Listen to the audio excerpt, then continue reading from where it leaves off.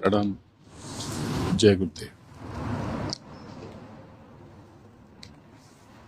इस समय स्कॉटलैंड के ग्लासगो में ये जगह द कैल्पीज है।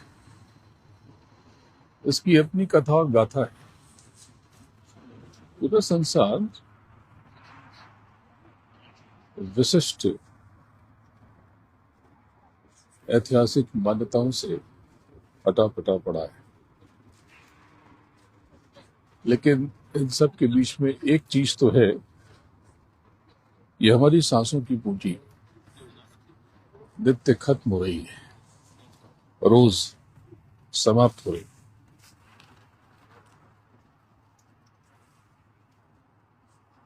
न जाने कितने बरस यूं ही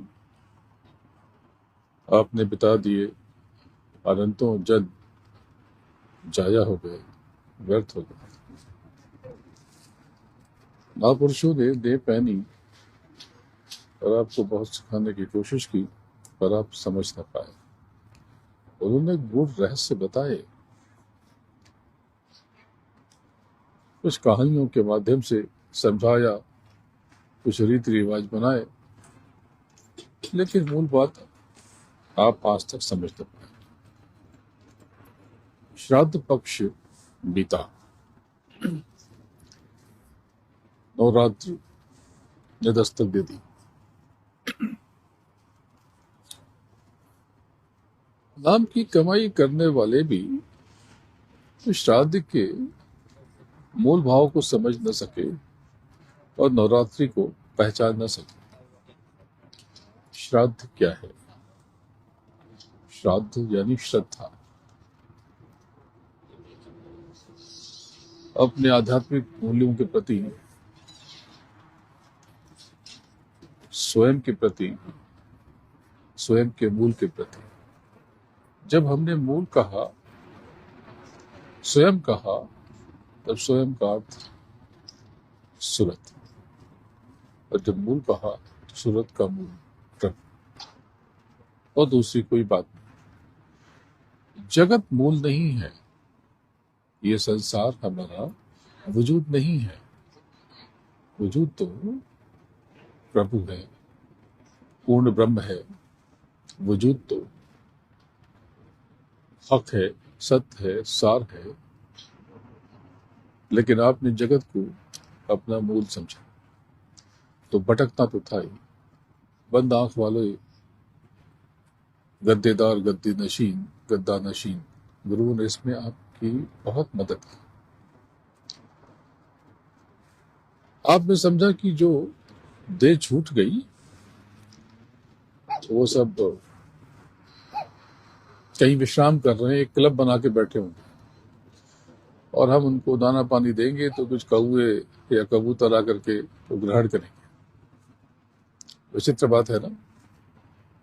अजीब बात तो ये है कि जिनको नाम का दान मिला, बड़े बड़े नाम की कमाई करने वाले भी ये सब किए चले जा रहे हैं कि हमारे घर में तो होता है। क्या बताएं। तो ये श्राद्ध पक्ष की ये जो मान्यताएं, परंपराएं, ये कुछ नहीं है। नहीं, ये कर्मकांड का हिस्सा जरूर है, लेकिन इनका संबंध सिर्फ नए कर्म करने वाले से है, यानी आपसे है। आपके पूर्वजों से इनका कोई न नाता है, न रिश्ता। मान्यताएं कुछ भी कहें, आप स्वयं में उतर के देखें तो प्रेत और पितृ, ये दो शब्द आपने सुना होगा। देह मिटने के बाद कहते हैं कि जो पूर्वज है वो पितृ नहीं है। पितृ का मतलब कुछ और है। ऐसे तो पितृ का मतलब पिता है। पिता यानी प्रभु। देह का जनक पिता नहीं है, लेकिन चूंकि ये देह बनी, इसलिए हम उसे प्रभु तुल्य आदर देते हैं। देह जब मिटती है, तो मिटने के साथ जब पंच भौतिक शोला छोड़ती है, तत्क्षण ये किसी देह में चली जाती, ऊर्जा ट्रांसफर हो जाती, स्थानांतरित हो जाती। वो तत्काल तत्क्षण कर्मानुसार एक लिंग शरीर की देह से गुजर करके आगे चली जाती है। जिसने नाम की कमाई कर ली, जिसने मालिक को पा लिया, वो तो जीते ही मालिक पर रम गया। उसने तो प्रभु को जीते जी पा लिया। तो देह छूटना तो केवल एक क्रिया प्रक्रिया है, एक फॉर्मेलिटी कह ली, औपचारिकता। वो तो अपने रंग में रंगा हुआ है, अपने मालिक के नाम में नहाया हुआ है, सराबूर है। लेकिन जो जगत में फंस गए, उनके साथ तो धोखा हो गया। अनंतों देह की तरह एक देह और बढ़ गई। फिर अब क्या करें? उन्होंने कई ऐसे कर्म कर दिए जिससे उन्हें भिन्न भिन्न विभिन्न प्रकार की योनियों में रहना पड़ेगा। चाहे स्थूल योनियों में 84 लाख अन्य योनियां हों, या फिर लिंग शरीर की योनियां हों। कर्मानुसार योनियां मिलती हैं, जैसे आपके कर्म प्रधान कृष्ण ने चिराग। जैसे ही देह निकली तत्क्षण वो एक अस्थाई शरीर में चली जाती। जैसे आप घर से निकले हो, गाड़ी में बैठ गए, घर छूट गया, किसी ने खाली करा दिया, तो एक तंबू या एक ऊपर आपने त्रिपाल डाल दिया, ऊपर एक चादर डाल दी, या कोई एक छांव बना ली, या कुटिया बना ली। घर टूट गया, छूट गया। तो जो लोग आत्महत्या करते हैं वो तो बहुत खतरनाक कर्म है। जैसे आप समझें कि घर में मैं कष्ट में हूं, झगड़ा हो गया तो मैंने घर को आग लगा दी। अरे घर में आपको परेशानी है तो उस परेशानी का हल ढूंढते। आप तो घर ही तोड़ दिया, आपने घर को आग लगा दी। अब क्या करोगे? अब तो सब खत्म, अब तो संभावनाएं मर गई। तो ये आत्महत्या तो बहुत बुरा कर्म है। तो फिर अब बात ऐसी है कि तो क्या करें? समस्याओं का समाधान देह के साथ ही ढूंढना है आप। तो जो नीचे कर्मों में फंस गए, किसी की देह के मिटने, टूटने, कटने, फटने के कारक भरे, वो बहुत समय तक किसी देह में न जा पाए, तो वो अस्थाई देह जो है वो प्रेत है। और अस्थाई से एक देह धारण कर लेना, भले वो 84 लाख योनियों में कोई हो, या लिंग शरीर में, या सूक्ष्म, या कारण में, वो पित्र है।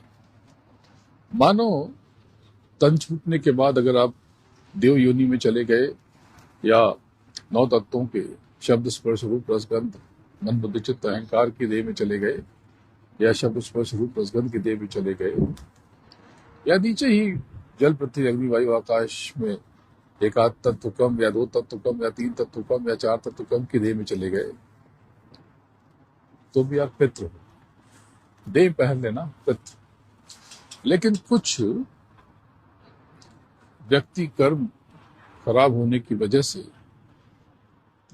पितृ यानी देह नहीं पहन पाते, तो अस्थाई तंबू में रह जाते हैं। तो कहते हैं कि प्रेत बन गए। ऐसे बहुत से प्रेत हैं जो राम और कृष्ण के जमाने के हैं, बुद्ध महावीर के जमाने के हैं। काशी का यज्ञ जब हुआ था तो ऐसे ऐसे प्रेत प्रकट हुए, और उन्होंने गुरु महाराज से कहा कि हम तो ये जो राजा राम, इनके सैकड़ों हजारों अवतारों के पहले जो राम हुए थे, हम उस जमाने से। तो ये सारी बातें आपको समझनी चाहिए। तो श्रद्धा से श्राद्ध बना है, यानी अपनी मान्यताओं को, अपने वजूद को श्रद्धा, अपने मूल को श्रद्धा, अपने सदगुरु को श्रद्धा, और मातृ पितृ यानी मूल को श्रद्धा। ये देह के माता पिता को भी नमस्कार श्रद्धा कर दे दिया, बिल्कुल ठीक है, उत्तम है, श्रेष्ठ है।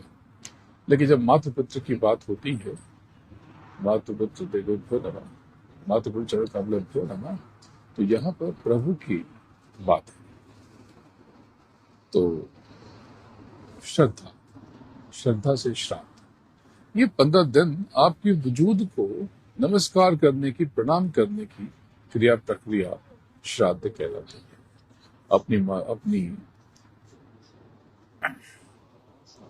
आध्यात्मिक धरोहर को श्रद्धा, गुरु के चरणों को श्रद्धा, उस नाम के दान को श्रद्धा और नाम की कमाई को श्रद्धा। जब ये श्रद्धा आप अर्पित करते हो, नाम की कमाई करते हैं, तो आपके भीतर की शक्तियां प्रकट होती हैं, आपका स्वयं में जागरण होता है। ये अंतर जागरण ही नवरात्रि का सूचक है। नवरात्रि की 9 रात्रियां अपने 7 चक्रों को जागृत करने की क्रिया प्रक्रिया है। नवरात्रि की देवियां किसी पंडाल में कोई मिट्टी या प्लास्टर ऑफ पेरिस की देवियां नहीं है या कोई पाषाण प्रतिमा नहीं है। नवरात्रि की देवियां आपकी अंतर शक्ति है, आपके भीतर की ताकत है, आपकी स्वयं की ऊर्जा है। शैलपुत्री से लेकर के सिद्धिदात्री, ये 9 की 9 शक्तियां आपकी अपनी शक्ति, आपकी खुद की ताकत है। तो ये नाम की कमाई का काल है। तो नवरात्रि के 9 दिन जब आप अपनी शक्तियों का आवाहन करते हैं, अपनी अंतर चेतना को पुकारते हैं, अपनी ऊर्जा को जगाते हैं, तब यहाँ पर दशहरा होता है। यानी 5 ज्ञानेंद्रियों 5 कर्मेंद्रियों पर विजय। ये मान्यताएं देवी जया और विजया का पर्व कहती हैं। दशहरा अपनी ये 10 इंद्रियों पर विजय प्राप्त करके, यानी गणपति बन करके, यानी जितेंद्रिय होकर के जब आप आगे बढ़ते हैं, तब आप प्रभु को पा लेते हैं। नाम के रंग में रंग जाते हैं, नाम के रंग में रंग जाए, मिले तो ही धाम निश्चय। तो अवसर मिला तो नवरात्रि के बारे में आपको और बताऊंगा, नवरात्रि की देवियों की विवेचना करूंगा। आज कई अखबारों ने मुझसे लेख मांगा है, मैंने उनको मुहैया कराया है। देश के कुछ अखबारों में आप इस पर पढ़ना शुरू करेंगे कल से, और मैं भी अवसर मिला तो आपसे रूबरू होऊंगा। बहरहाल इस समय ग्लासगो में हूँ, यहाँ तो ठंड बहुत है। लोग कहते हैं कि आप ऐसे ही ठंडी में कैसे रह लेते हैं। तो नाम की कमाई आप कर लो और नाम का खेल देखो। ये लोग सुबह से कल परसों से मैं देख रहा हूँ कि जैकेट ढूंढना है मेरे लिए। वंदना जी और नवीन सनी, ये लोग बहुत बेचैन हैं, और मैं देखता हूँ, मुस्कुराता हूँ, नापता हूँ, कहता हूँ कभी यहाँ टाइट है कभी वहाँ टाइट है, चुपचाप निकल आता। तो ये लोग बहुत बेचैन है कि आपको ठंड लग जाएगी। दरअसल उस नाम में इतनी गर्मी है, इतनी शक्ति है, जिसका कोई पारावार नहीं, जिसका कोई पैमाना नहीं। तो आप सब नाम की कमाई करें, और ये जो नवरात्रि का पर्व आरंभ हुआ, इसमें डूब करके अपने भीतर की देवियों को जागृत करें, उनका आह्वान करें और उन्हें जाने पहचाने और अपने भीतर चले। तो अभी तो आज तारीख कितनी हुई है? आज हुई है 2 अक्टूबर। गांधी जयंती है भारत में, शास्त्री जयंती है, बड़ा अच्छा है। तो यहाँ पर अभी और 3-4 दिन हो, इसके पश्चात लंदन के रास्ते से स्पेन के बार्सिलोना चला जाऊंगा। तो जैसा भी है आपको सूचित करूंगा। कुछ लोगों ने ये खबर फैलाई कि ये बहुत बीमार है, तो आप देख रहे हो कि मैं क्या बीमार हूँ। उठने बैठने में थोड़ा कष्ट होता है। ये ठीक है कि थोड़ा देह में कष्ट है, पर ऐसी कोई बड़ी समस्या नहीं। जीव के कर्मों का बोझ कहाँ जाएगा, आप अभी तक समझ न सके। तो अपने कर्मों की जिम्मेदारी लो, किसी और फेर में मत पड़ो, किसी की निंदा आलोचना मत करो, उससे बचो। अपने भीतर चलो, अपने भीतर उतरो, फेर में मत फंसो। अनंतों जन्मों से आप इस जीवन मृत्यु के चक्र और दुष्चक्र में अटके पड़े हो। तो ये दो घोड़े की जो ये बहुत बड़ा, ये जो छोटा दिख रहा होगा आपको, कम से कम 10, 15, 20 मंजिल की ये प्रतिकृति है, आकृति है। कई 100 फीट ऊपर इसकी अपनी कहानी है। द कैल्पी मुझे अभी नवीन ने सुनाई थी, मैं भूल गया। तो कोई इसके पीछे कोई मान्यता है, और ऐसा कुछ मानते हैं कि दरिया से, समंदर से, पानी से कोई जीव प्रकट होता है घोड़े की तरह। तो सबकी अपनी अपनी मान्यताएं हैं, ऐसे कुछ है ना। तो इसी तरह से वो उसे ऊपर निकलता है, घोड़ा बन जाता है। तो पूरे संसार में अलग अलग प्रकार की मान्यताएं हैं, और यहाँ पे लोग बड़े विश्राम में हैं, बड़े आराम में हैं। बहुत से लोग समझते हैं कि स्कॉटिश लोग ब्रिटिशर्स थे और इन्होंने हमारे ऊपर राज किया। नहीं, स्कॉटिश लोग अलग थे, ब्रिटिशर्स अलग हैं। ये ठीक है कि स्कॉटलैंड भी अब यूनाइटेड किंगडम का हिस्सा है, लेकिन हमारे ऊपर बरतानवी लोगों ने राज किया, स्कॉटिश ने राज नहीं किया।